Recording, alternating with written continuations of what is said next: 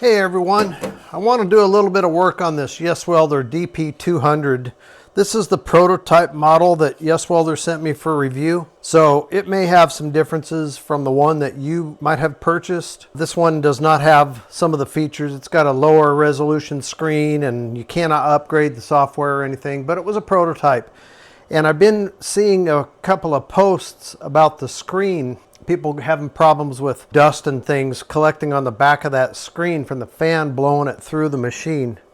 I do not have that problem yet. I haven't used it very much. I haven't seen any videos of anybody getting in here and working on it, but I did see a post the other day, and I can't give you credit to the person because I don't remember the name. But somebody had mentioned they had a real simple fix to that. So I thought I'd pull this apart, see if I can get in there and put some weather stripping around it. And when you push it back together, it's supposed to seal that off so you don't get that dust on the inside of the screen. And I thought it'd be kind of fun to bring you guys along and see if we could get this done. It looks like I've got 6 screws, 3 on each side, and then I've got a couple on the bottom. It'd be nice if you didn't have to do something like this, and technically, I haven't had the problem yet, but I'm going to try to prevent it just by taking a little bit of time to go in here and see if I can put a quick fix on it. I still have the plastic protective cover on my screen up there. Never took that off. I like to keep it on there as long as I possibly can. Just keeps it looking brand new for a while, and then when it gets messed up, you can peel it off. Yeah, that looks like that's going to do it. So you got to take those 2 screws out of the top as well. There we go. So behind there you've got, looks like 2 cables. Got that one up at the top and then one down here I'll have to disconnect to be able to completely pull this free of the front of the machine. So to get the knobs off, it looks like you need a real small flathead screwdriver. So that's real easy. Got 3 of those to do. These 4 screws are just a kind of a real small Phillips. Be real careful with these. Try not to strip them out or mess them up. Looks like it's going to lift right out of there. And then there's your screen, so you could clean it if you have the problem. After looking closer, I do have a little bit of dust. So I'm just going to take like an eyeglasses cleaner cloth and wipe down that screen just to make sure it's as clean as I can get it anyway before I put this all back together.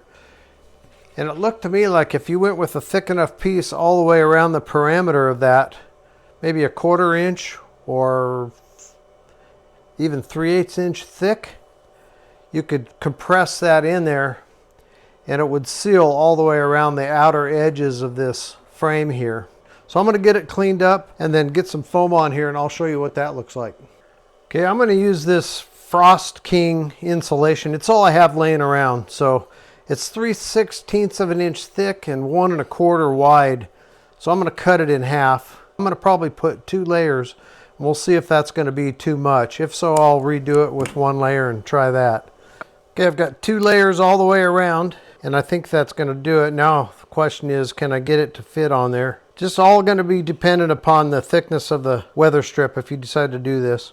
And like I mentioned earlier, I'm just working with what I have. So, see if I can smash that down enough to fit in there. Oh yeah, looks like I certainly will be able to, and I can feel it pressing down on that foam, so that's going to give it a good seal all the way around. So let me get the screws back in it. Yep, that's going to do it. And you can't tell anything from the outside, so looks like that's going to be success. All right, if you look around on the inside of this red circuit board, you can kind of see how good of a seal you have. And just to make sure, I just happen to have some of this around. Since I have it, I'm going to go around the edge just to kind of seal. It may not be necessary, but since I have it, I'm going to do it just to finish this up. It's pretty good stuff for electrical type things in my opinion. And like I said, the only reason I'm going to do it is because I actually have it on hand. So that's what mine looks like after putting that tape on there. That ought to be overkill, more than enough. So I'll just get it put back together and I'll be in good shape, I think, no matter what the shop conditions are from here on out. Got it back together and plugged in. Let's turn it on and we'll see if the screen still works.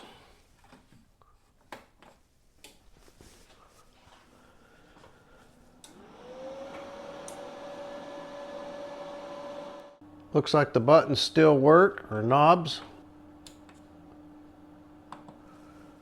All right, good deal. Hope this will help someone out. Show you how I did it anyway. If you want to keep the dirt and all that off the back of your screen on this YesWelder DP200. See you in the next video.